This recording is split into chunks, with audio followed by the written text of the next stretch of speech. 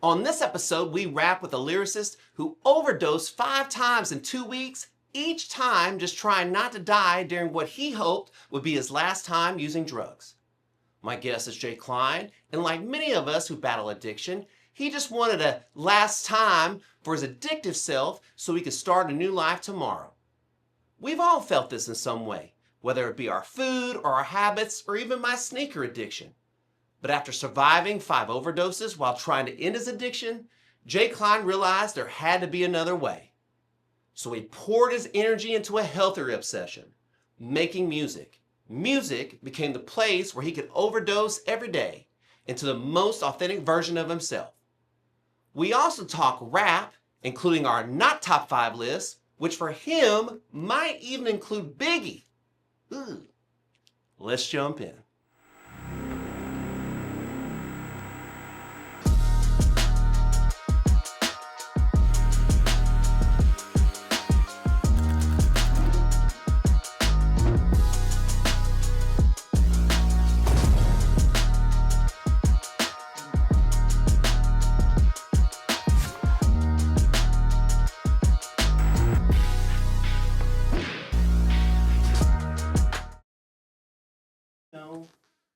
You are the first person to ever wear the same shoes. Oh, that's crazy.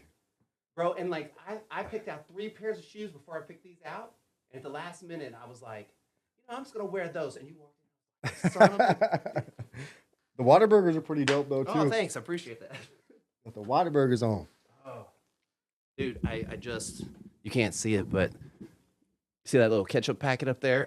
I just got that from one of my clients. Oh, really? Yeah, and then that water. I have a Whataburger sign over there. I'm Whataburger all day. Yeah, I like. What kind of hamburgers they got in Michigan? Oh man, what do you eat for hamburgers in Michigan? Well, it's a lot of like I don't know. We have like a lot of like. I mean, we got all the same chains as far as like fast food franchises.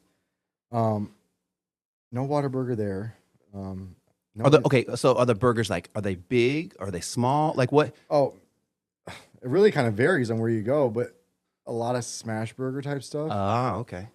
Or they got the tavern style burgers. Yeah, the big fatties. Yeah, a bit like squatty fatties. Yeah. All right.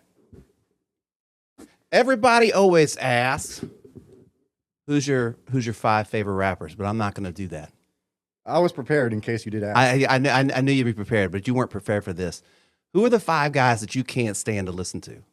That you're just like, I don't understand why people think he's a good rapper. And not in a way of like being critical, in a way of like, that's just not my jam. Like everybody has their favorites, right? So what's not your favorite? Well, you already thought of something. I mean, I got like one that comes to mind. Man, dude. It's hard to think about that because I don't really give them any play, but 5 rappers I can't stand. Well, say somebody was naming their top 5, right? And you were like, I can't believe they put that guy in the top 5. Maybe we're talking overrated a little bit. Overrated. So yeah, I switched you up. Yeah, damn, I wasn't prepared for this. Overrated. I don't know, dude. How do you feel about Drake? I love Drake.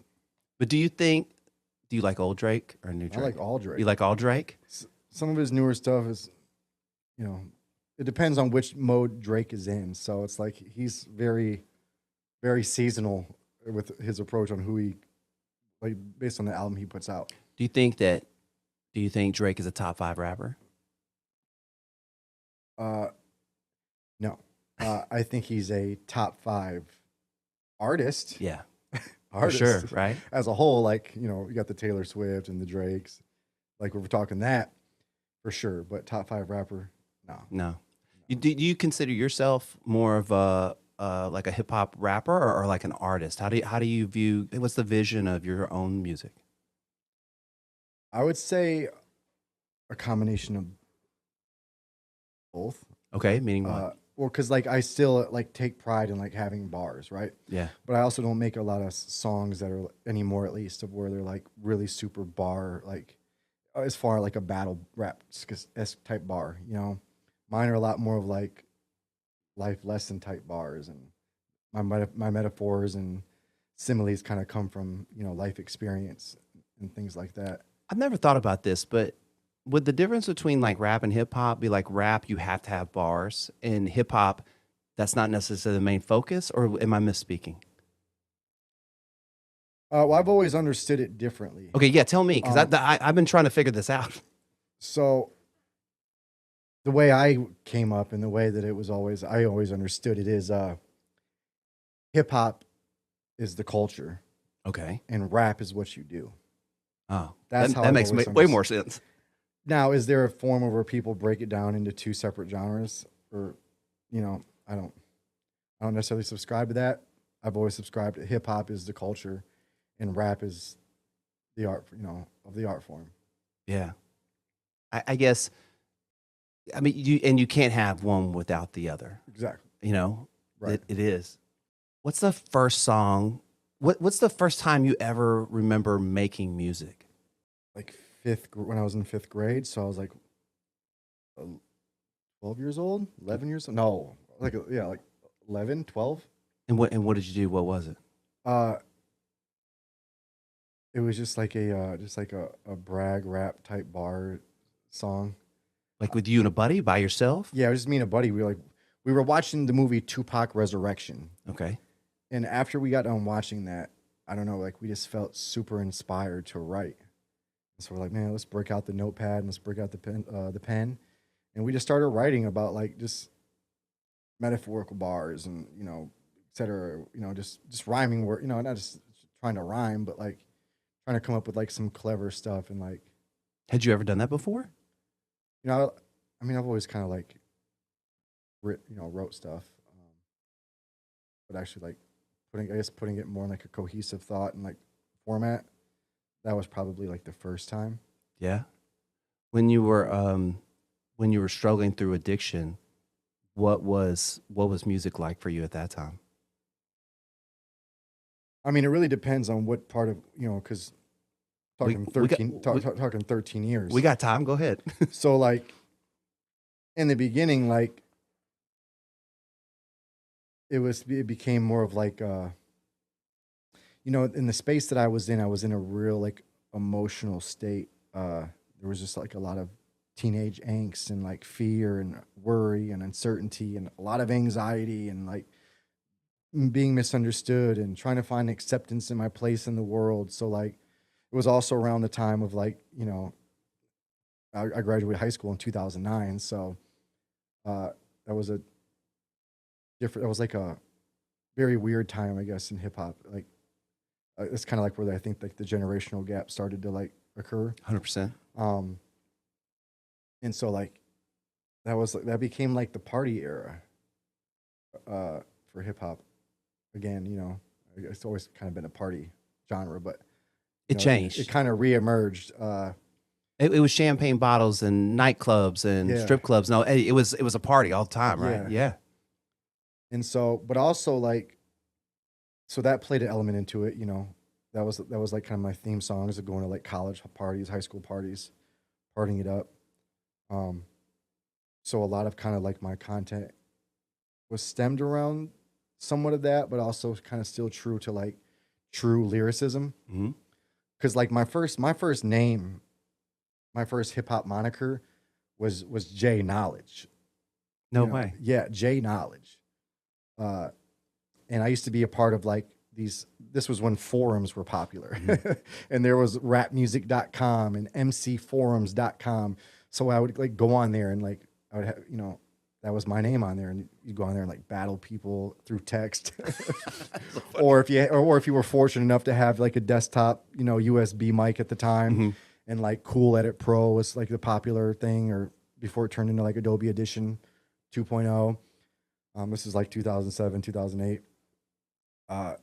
So that was kind of like my upbringing as far as like me becoming like an artist. It was like, aimlessly writing, little bars and, starting to structure for song formats with bars. And then it was like, okay, let's start coming up with concepts. And then, but yeah, then we move into like where drugs and alcohol meet the music. Cause sex, drugs, and rock and roll. That's right. It goes together. And so I thought I was always under the impression that I could enjoy all of those things as well at the same time. And I also thought it heightened the experience. You smoke some good weed.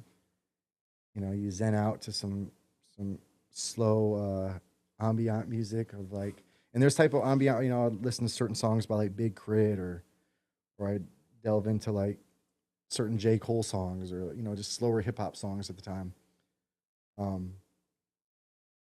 And I thought that I've always been like a real mixed up emotional person, like kind of like a yin and a yang, not sure what's what, or if I'm coming or if I'm going. And so like when I started like combining substance with that type of music, it allowed me kind of to feel like this identity, and I could just kind of like zone out and just feel in place for a moment. I'm just curious, what were the other monikers besides J Knowledge and J-Kline? What were that? Did you have any other, or is that just those two? It was J Knowledge, then it was J Mid. J Mid? J Mid. But did that have to do with the shoe? No, it had to do with where I'm from. Okay. Michigan. Midwest. And then did you settle on J-Kline after that, or was there anything Yeah, else? it was J-Kline. I switched from J Knowledge. I originally wanted my name to be Knowledge, because I was, very invested in like reading and studying things, and I'm Googling everything under the sun, still do. But unfortunately there was already an artist out named Knowledge. So I was like, well, I'll just attach the J to the Knowledge, and that'll make it work. But then as I started like, studying like the business side of like music, even as a younger, teenager, I was like, man, I don't really want to, I'm still going to be like associated, or there's still going to be like this association thing. And I wanted to find something that was like me. And so I played basketball. And so people call me Klein. I could also shoot a basketball. J-Kline. J-Kline. Yes, that's it. I'm just J-Kline. Yeah. So when does drugs and partying and stuff take you off the rails, and then what does music become for you during that time? Yeah. So eventually, the substances turn from just beers and beer pongs and 2 or 3 gram blunts, and then it goes into like, okay, a little cocaine, maybe a little mushrooms, maybe a little acid. Because I'm just trying to enhance the experience. I want to feel the vibes. I want to feel this moment. The culture's telling you that too. It is. Yeah. It is. So this is like 2010, 2011, 2012. And so like I started like really like getting more involved in the street side of things. And with that came a little bit more harder substances. I thought I could deal cocaine. I'm just not. I like to consume more than I like to use, or I like to use it more than I like to sell it. Yeah. And so that didn't work. But still, I had begun building this. My environment now became, this became my background. The streets. And so with that, the associations changed, the relationships changed, the products changed. So it's like, okay, I'm still holding on to this old belief system of like, okay, party, let's all get wasted. And now it's like, okay, cocaine, heroin, pills. Wait, this makes me feel good. Lil Wayne sips lean. Everyone's talking about lean anyway. This isn't lean, but it's like it's actual heroin. Quite stronger than lean. So, but Lil Wayne does lean, so I can do this. By the way, I'm not blaming hip hop. Not blaming Lil Wayne. You found justification for yourself and what you were hearing and being around. I Right. could rationalize it. And honestly, Lil Wayne is not of this planet, so you can't do what He's on top 5. Oh my, for sure, for sure. Crazy, crazy. But I'm thinking I could do these things so I can. My whole thing was like, I just want to feel. And like, again, I'm under this vibe of like Jimi Hendrix and Kurt Cobain, Lil Wayne, and I just want to feel. How can I feel this and then transmit it? And for a while that worked, but eventually the feelings that I was trying to feel were displaced with feelings of I'm trying to suppress. Mm-hmm. So now it's become not so much part of the enhancement, it's become more of the escape. And so as I'm trying to escape, this then puts me on a chase. And so I'm chasing these substances, trying to rid myself of these feelings, but still falling under the same programming that I can do this to enhance it. This is just for fun. Don't worry, I'll stop one day. I'm not in college, but I'm a college student. Age person, yeah. You know, and it's like, but also like I was going through some tough times through that, you know, the whole trying to find who you are in that period, post high school. And it was just like this whirlwind of like emotions, and it's like a perfect storm. And you know, there's a lot of layers underneath the mental and emotional side. You know, like I said, a lot of anxiety, was a constant worrier. You know, just always just trying to like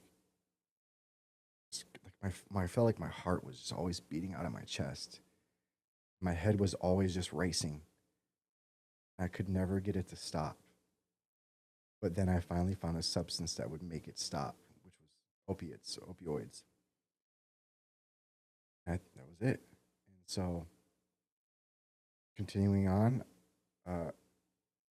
thing about when you use harder substances, and particularly opiates, comes with a thing called dependence, which then brings on withdrawals.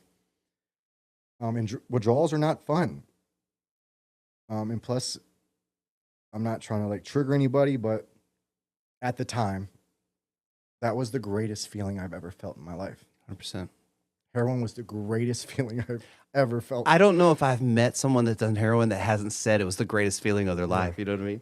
It was so great that I was willing to trade everything for it. You were willing to die 5 times in a week. Or 2 weeks, sorry. 5 times in 2 weeks.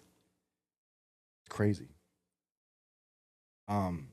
So, you know, and with that, you know, year 1, year 2, 3 years of, you know, harder heroin use, you know, you become full-blown addict. And so regular life becomes the means of getting and using that particular substance. So there was no time to write.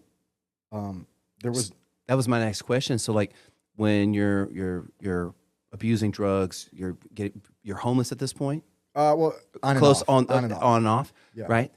Do you write during that time? Do you pursue music at all? Do you do anything with it?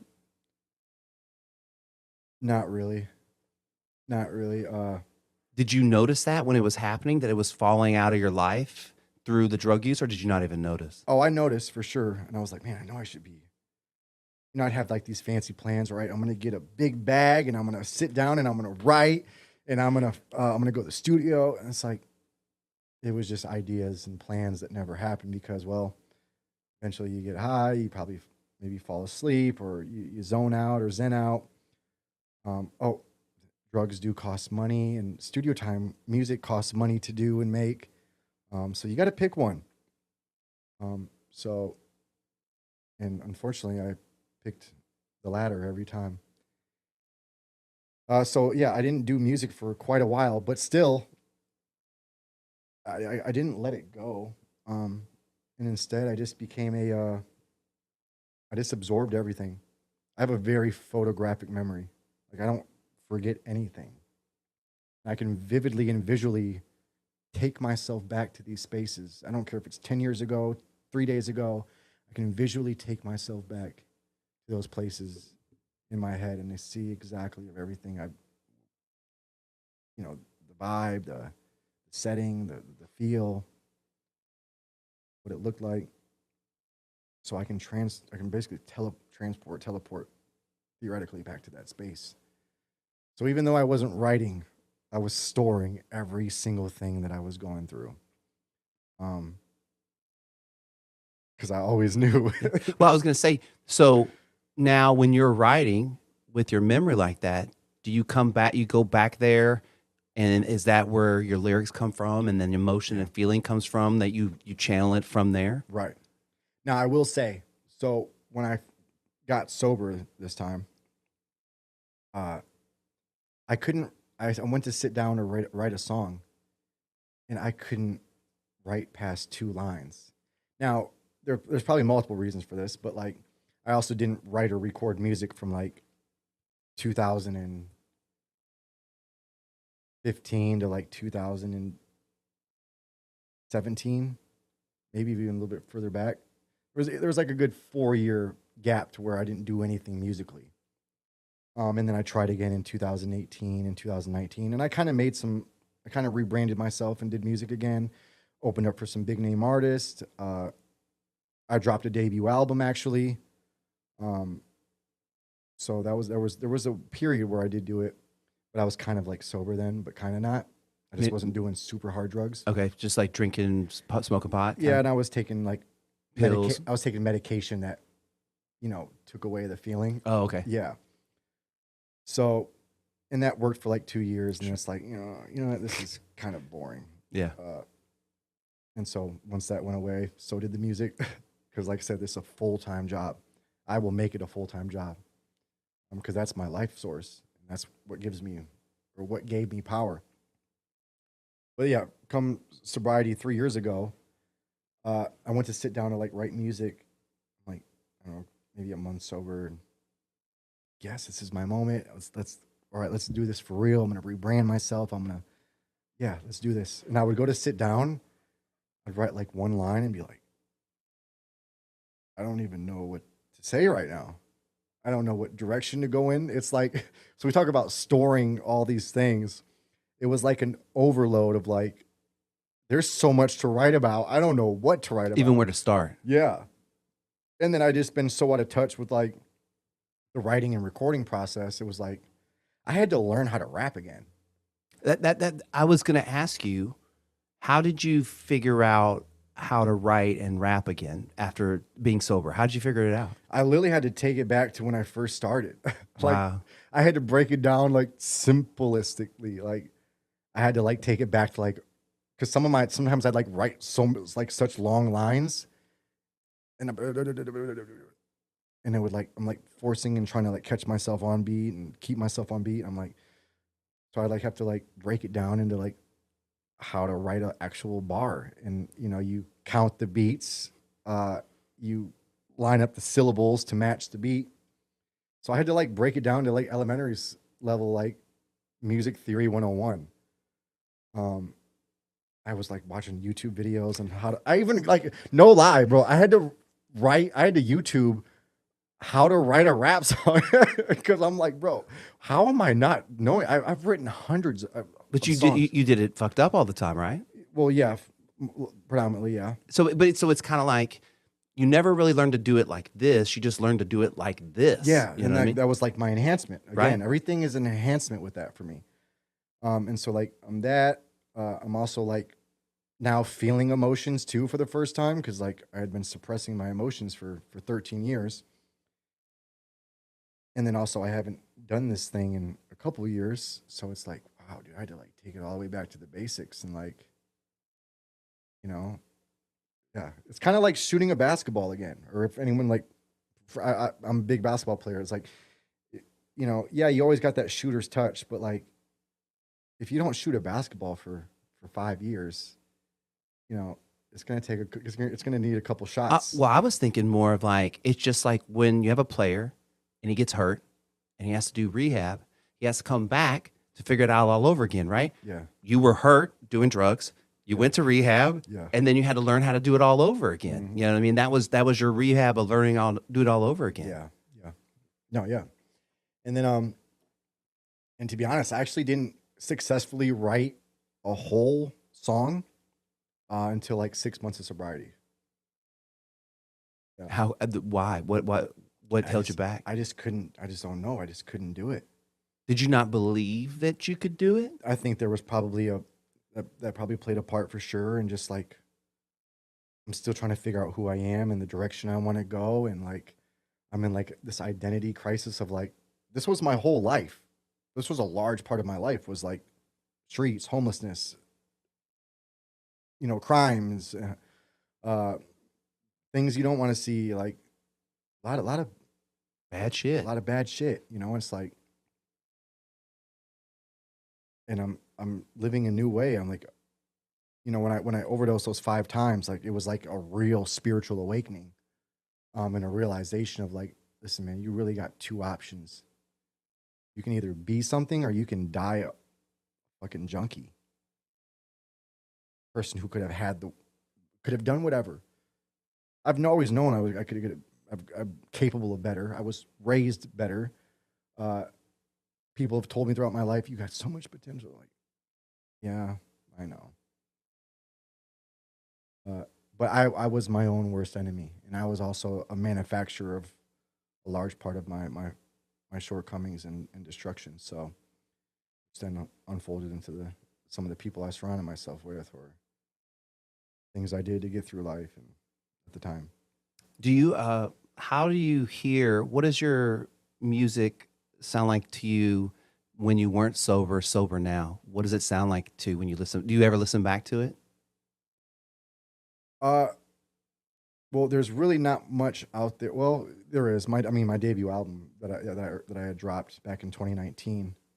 There was some songs on there that you can kind of tell it's like, okay, the quality's starting to Because you weren't sober? right. You know, and I'm just kind of rushing, you know, because I kind of like signed this deal. I signed a distribution deal with a label, and like really had a good setup and situation going on. And I was making some moves, and then when COVID happened, it just kind of it screwed everything up. Like I felt like I was gaining all this momentum, and then COVID happened. It's like, nope, no shows, no music, no job. World's coming to an end. Might as well get high. And so I just kind of like abandon it, and then it's like, oh wait, I guess the world's not coming to an end, and life still kind of goes on. But now I'm back on drugs full time, and all right, I got 5 more songs to record. All right, let's you know. So Okay, you said did you say it took you about 6 months to write that first song, right? yeah, How did you ever think about going back and doing drugs so that you could write music, like, you know, going like, I'm not going to do this sober? And how much did that impact your sobriety at that time? Do you know what I mean? yeah, Like, you know, I'm sure there was times where you're writing, I don't, maybe not, and you just go, man, if I could just smoke a little weed or do something, yeah. then I could probably like bang this out. But you had to like stick to your guns, I would assume. Yeah, initially, in the beginning, you know, there was like fleeting thoughts of like, you know, if I had some Adderall, I could write all night. If I could have some weed, I would be in the studio and I could record just fine with no nervousness or angst or whatever. Sometimes that happens. You know, maybe a little liquor, I would just mellow out and be relaxed and not tight. You know, but they were just like fleeting thoughts because like no matter what, I knew like there's not going to be any music regardless if I go back and do this. So, and so I just kind of like was patient with it. I was patient with a lot of things, trying to rebuild and reconstruct my life. And like my shirt says, trust the process, don't rush the process. And that was a quote that I had lived and breathed every day, and still do. But it's really especially during like the early stages and trying to like, you know, find out who I am again and rebuild my life and try to be something. And once I just started focusing on patience and trust and just living in the process and just focus on putting one foot in front of the other, I started getting some momentum. And with that momentum, I started to get some motion. And with some motion, I started to dream bigger because now a fire has the kindling and the fire inside had been lit. And I had found something. I'm like, this is it. And it happened about 90 days sober, 120 days sober. And I was like, okay. I started to find my voice again. So found the voice, you know, 6 months, you know, or 90 more days later, started to find it in the music. But I found the voice first at about 90 days. Okay. So let's build up the confidence, the self-esteem, the self-worth, fire, passion, bleed it, breathe it, purpose. What is purpose? I found my purpose, how to be of service. Purpose is service. Service is purpose. I have a story. How do I transmit it? Oh my God, there it is. It's amazing. Song. It's amazing. Song, voice, speak, do. And it hit me. What's your relationship like with music now? Yeah, I mean, I feel like I'm like in the best space I've ever been with like music. Do I still hit, I mean, do I still go through the normal artist, flare ups of like, you know, maybe not feeling super inspired one day or super motivated. I don't write every day, but I still keep mental notes every day. Um, I'm still, I mean, I'm inspired on the daily, so I just sometimes I'll just see things and okay, let me put that in the notes app. Maybe I'll use that in a song later. It could just be like a thing, or maybe it was a quote that popped in while I'm driving on the road, or um, and so I'm just, I think we spoke about it earlier. Like it goes back to just authenticity. Uh, what do I want? What do I want to put into the world? And so that's kind of like largely what my content's been based with now. It's like who I am, who I was, what I'm trying to be. How can I manufacture that and give it to the world for anyone that might be feeling maybe they're in that current situation that I was in previous. Maybe they're in the middle, maybe they're at the latter, or maybe they're kind of fluctuating. I just want to transmit experience, strength, and hope through music form. That's the bottom line. So you got new music coming out, Yeah. right? And you said you're going to have a new album coming out. I'm working on that. Okay, maybe put it. You said put off maybe a little bit. Yeah. So tell me about the new stuff you got coming out. So yeah, I just been trying to really drop a lot of. I've been trying to drop at least a song a month. Wow. A song a month at least. So I'm pretty much on pace with that. Always Chains kind of kicked it off. Well, I had a song called "Come Home" that kind of kicked it off, and then Chains dropped, and then a lot of people started vibing with Chains and the "Come Home," but like good songs. But this is still me trying to like get back in the groove of writing and recording. So this was like 2024, early 2024, when those dropped. And then, yeah, I'm just dropping new songs. Always New kind of really kicked it off. It's like where I really started to find like the direction and like just find that pocket, I guess. And then This Is Redemption happened, and then, I got some powerful songs. I got a song called Acceptance that just dropped with Multifaceted Monster and J-Kline out of California. That dropped December 1st. I'm gonna have a controversial song with a popular artist, Matt Keegan, who kind of makes like a lot of recovery-based hip hop. Also, a guy named Van Lee is on the song. It's called Matt Isn't Sober. We kind of talk about like medical assisted treatment. We kind of tell us a back and forth of like a pro and con against it. Probably will cause a lot of controversy, but So fill me in because I'm not in that world. yeah. How do people respond to mat treatment? I mean, So some people are obviously probably against it, I guess, huh? for sure. I think everyone wants to Or what? Okay, so what does MAT stand for again? medical assisted treatment. Okay, so what does that mean in general? So like generally like people that are on opioid substances, they get off that and they'll get on like a Suboxone, Suboxone or whatever, or right? methadone, or maybe they're smoking maybe they stop doing all the hard stuff, but they're still smoking weed. Whatever. So there's a lot of people that are. I wouldn't say it's like a super polarized issue, but like, there is. I guess it depends on where you're at. Okay, so you're People more, have strong stances. sure. You're more in the recovery community than me. You're familiar with the term California sober, Right. Right. Okay, so tell me how people generally feel about in the recovery community about California sober. Are there people that really feel like that those people are doing a disservice inside of recovery? I can't really get inside their heads, and I would hate to like judge people, but like I just know from like people that echoes or sentiments, that generally it's not supported, because certain people believe that like absence Is everything? is the only way. Yeah. Um, I don't think like nowadays. I don't think it's like a super like it used to be potentially. So you're saying back in the day, it used to be something really frowned upon, and Yeah. now people are a little bit more open to. Yeah, I would say so. You would have, of course, you go Yeah, but- back in time. It's like the more harder line, stances, Sure. and then it's like, okay, 5 years later, it's like, okay, stance is starting to soft, or people start to change opinions, which is totally fine and normal. I feel like we're supposed to kind of evolve.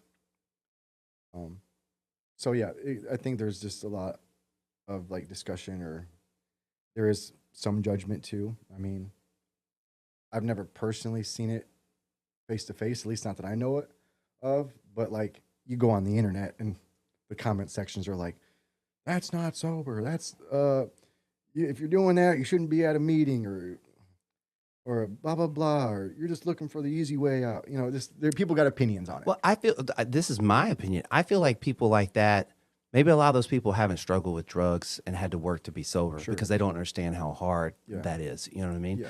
And it's easy to sit. I mean, it's also easy to sit on the internet and just talk shit. You know what I mean? You know, a lot of people on any topic, an issue in the world, there's a comment section for it. 100%. It's crazy.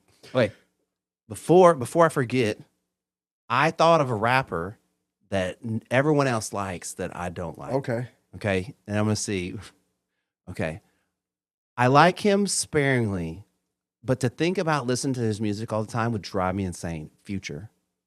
Oh man, Did I just kick in the guts? No, I mean I can see it. You know, I don't get it. Like I saw this interview where like Max Crosby for the plays for the Raiders, he was talking about, oh, Future's my guy. And I think Kevin Durant's even like, Future's my guy. And I'll sit down and I'll try to listen to it, and I can't get into it. I just can't. Yeah. Well, and that's okay. I mean, that's okay. You know? But it popped in my mind. I was like, I thought of one. Yeah, I love Future. I mean, but like, he's a I mean, the way I categorize and associate the way I listen to artists is like, I mean, maybe a lot of people probably do this, but like, very vibe particular. 100%. Very vibe. I guess that's everybody, right? Maybe. Well, you know what? I think anybody that cares about music is vibe particular. Yeah. You know, like my girlfriend's a musician. She's vibe particular about what she. But I think there's a lot of people that don't get to music like that. That's not their jam. Yeah. You know what I mean? You know, I mean, there's a lot of people in like the hip hop side, or maybe in any genre, but like, I only listen to West Coast rap, or I only listen to conscious hip hop, or maybe I listen to only Christian hip hop, or maybe I only listen to this, you know, because there's so many subgenres now that you can find whatever you're looking for there. My taste is pretty much all over. I mean, I love all kinds of music and just in general, but just like there are certain people, there's somebody else that one of my friends listens to, and I can't think of what it is off the top of my head. And I saw his Spotify list when it came up, right? And I was like, how does he listen to that guy? West Side Gun. Oh, dude. You love West Side Gun? I love West Side Gun. It's like we have the total opposite polar page. Now, him, I can definitely see, because you got to be real particular to like him, because his style and delivery is not for everybody. Okay. I'm making my own top 5 list over here. Okay, so I have Future, West Side Gun, and Kevin Gates. Okay. I don't mind Kevin Gates, but I don't know why. He just he doesn't jive for me. I don't have to think about the other ones. Okay. I asked you for a top 5, and now I'm spitting out my top 5. I don't really. It's hard. I don't really like. Well, and as an artist, like my girlfriend tells me this all the time. Like, I'll be real judgmental about artists because I'm not a musician, and she'll go, "Hey, people work really hard to be musicians, stuff like that." Like, I'm not trying to like be judgy. I'm just saying this is not my favorite, or this is my favorite. You know? Yeah. Yeah, I'd have to. I'll text you over a list, because I'd have to like go back and think, because like I just been so tapped in with like the artists that I like. I don't even. It's hard to think about an artist. I guess I was thinking more of probably like, you know, like it's a lot of times my friends, like we'll be talking about something and I'll just be like, I'm not into that. Like, you know, and, okay. Give me your top 5 favorites, because I feel like you prepared for it. I want to know what they are, especially since we have such opposite tastes. It sounds like kind of hip hop. Who's your Mount Rushmore top 5 minus Biggie and Pac, unless they're not on there? One of them for sure is on there. Okay. Whoa. Which one's not? I'm not putting Biggie on my top 5. Okay. What? Why? No disrespect. No. This is all opinions. I love Biggie, but for one, I don't think he has the catalog. Unfortunately. Yeah. And just, he was dope, but I could name, like, me personally, I could name a lot better So there's artists. number 1 on your not top 5. No, I wouldn't. Well, I'm not top. If yeah, we're talking that, but like, my top 5 all time is very. It's really hard because I have top 5s for every category, right? So if we're talking Mount Rushmore, Just what when you think about it in your heart, what comes up? uh, Jay-Z. Okay. This is in no order. Okay. No, yeah, we're not doing order. Just This is all overall. Okay. This is impact, culture, accolades, lyrical ability, song creation. Jay-Z, okay. Nas, Okay. 50 Cent. Okay. We're in New York. Yeah. That's all right though. Eminem, Okay. Lil Wayne. You know, the only one really on that list I can't get down with is Jay-Z. Mm. And it's only because he just bores me. And I feel like sometimes he takes lyrics from his own lyrics and says them again, or then he takes lyrics from other people. I mean, and he's kind of like Future for me. Like there's these songs that I mean that like, oh, but to sit down and to think about listening to a Jay-Z album, that's not something I would envision myself doing. Yeah. Like that's just an overall. If I had to overall, that would be my top 5. I mean, I'm not even a super huge Jay-Z fan, but like, I have to respect what he's brought to the game. no Kanye. Kanye would probably be at like right after 6. Yeah. Kanye's at 6. Yeah, Kanye's on my top 5. That's the only reason I asked. but yeah, Pac would be number 1 though. Really? Yeah, just by default. I mean, if I had to pick Pac over Biggie, I'm picking Pac. And the reason I'm picking Pac is just, I mean, he was more than just a rapper. He was like a poet. He was revolutionary in his thinking and the way he went about things. Maybe he didn't always go about the best, but like, you know, also the environment that you're raised in and what you do, right? I don't know. He was just, to me, like he's the dude. Yeah, You know what I mean? He just didn't get his I mean, he had a bigger catalog, but just didn't get the time as well. Now, if we want to talk about my personal top 5, Okay, what was that? Well, that was just for. that's just Mount. If we're talking about Mount Rushmore, Okay, so in general, okay, but you have a personal top 5. Yeah. Okay, let's hear this one then. this is my personal top 5. Okay, I thought that was personal top 5. Okay, 50, He makes both lists. I like it. 0, Okay. Yeah. Master Ace, Oh wow. Okay. Ace Hood, Okay. and then it'd probably either be between Joyner Lucas or Benny the Butcher. Oh, Jordan Lucas. I love Jordan Lucas. How does 0 make the list? I feel like that's a oddball out on that one. Oh man, 0 is just He's good. He's one of a kind. You know, like that's just what I love, like that real like just soul hip hop, Mm-hmm. but more of a southern soul. You know, not like. and I'm so- a big Houston hip hop fan, right? So Yeah. the fact you said 0, I was like, wow, like Yeah, that's cool that like, you know, that a guy from Houston made a list, you know? yeah, no, yeah. So that's my top 5. This final segment is brought to you by HeyJustBe.com. I believe that achieving balance in the mental, physical, and metaphysical aspects of your purpose through learning, serving, and creating can transform your life into one you truly enjoy living. Want to learn more? Visit www.heyjustbe.com.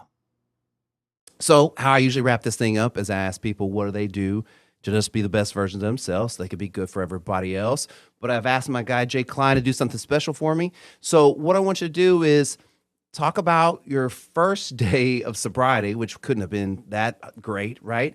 And then when you have the anniversary every year of sobriety, how do you view that? And what do you do to be the best version of yourself and remind yourself of that every time when it comes around to congratulate yourself, give yourself your flowers for that, like you're still doing this? Yeah, well, obviously the first day was pretty miserable. Okay, so you do heroin the day before? Well, yeah. Okay, well, I'm just Yeah, I mean, I just died like the day before. Okay, so you died the day before. Mm. Okay, and where do you wake up at? I wake up in the hospital, Okay, and then I go to a hotel, okay, and I'm in a hotel for 5 days. I'm detoxing, so I'm laying in like a motel, not a hotel, a motel. I'm talking like roaches and rats. Walk right outside. Yeah. And so first day was miserable, man. I want to talk about it. Death would have been better. Okay. I should have died. It would have been better feeling than that. Did you know at that moment that that was the last time you were going to use? Yeah. How did you know? Because I had those two options. You're either going to die a junkie or you can live and go be something. So you decided. Yeah. I had to. You know, trial and error of trying to beat overdoses has expired. Yeah. You're going to die. There's no getting around it. So you can try again. But like the chances of you keep getting. Well, you said when we did the mixtape therapy, you said you wanted you didn't want to die the last time you did it, Right. Which is like it's crazy. That's a crazy thought, right? Because Yeah. you keep doing it, and you have to take a chance of dying every Right. time, right? Exactly. Yeah. But, you know, I'm delusional in that state. So it's like, I think it'll be different. I hope it will.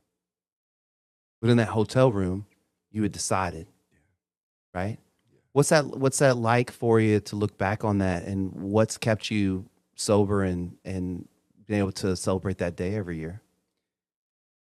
Yeah, like I said, I get a visual memory, so I can still visually get back into that room of like that thin tan colored blanket with like cigarette burns in it, and the stench of like heavily chlorined sheets and bedspread, and mixing that with like whoever smoked cigarettes in that room previously, and then the sound of the sputtering fucking air conditioner and the traffic going up and down I-35 during nighttime. And I got Dateline NBC playing at three level volume just because I needed some type of light and something just so it wasn't in total silence and agony.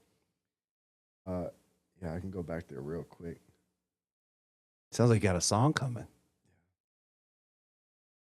So how do you how have you kept yourself, what are the things that you do to keep yourself sober so you can celebrate that day? Go to the gym. You're a big gym guy, right? Gym. Hey, by the way, you got in fantastic shape. Thank you. Yeah, like I mean, I told you that when we met up before, that you can see it through your face. Yeah. But what else do you do? You said you write. You're constantly kind of making notes and writing, right? Music, Yeah, writing, and being connected has to help, right? yeah, connected in community. Being of service and helpful and useful. And ultimately, at the premise of all that, trusting in God and just being grateful. Was God a part of your life during that whole time? I mean, wasn't relying upon him. He was there, Oh, he had to have been but there. you weren't talking to him. Right. Right. Did you talk to him that day in the hotel? When did you? Oh, yeah. Yeah. That's where that spiritual experience and that spiritual awakening happened. Yeah. What'd you say? Yeah, just get me through this. That's what I say. Just get me through this because I want to be something. I want to do something. I want something different. Just get me through this, and I promise I will do this and get this right. Do you remember? I'm assuming that by doing that, he's granted you a lot of blessings, right? He's given me more blessings than I could ever.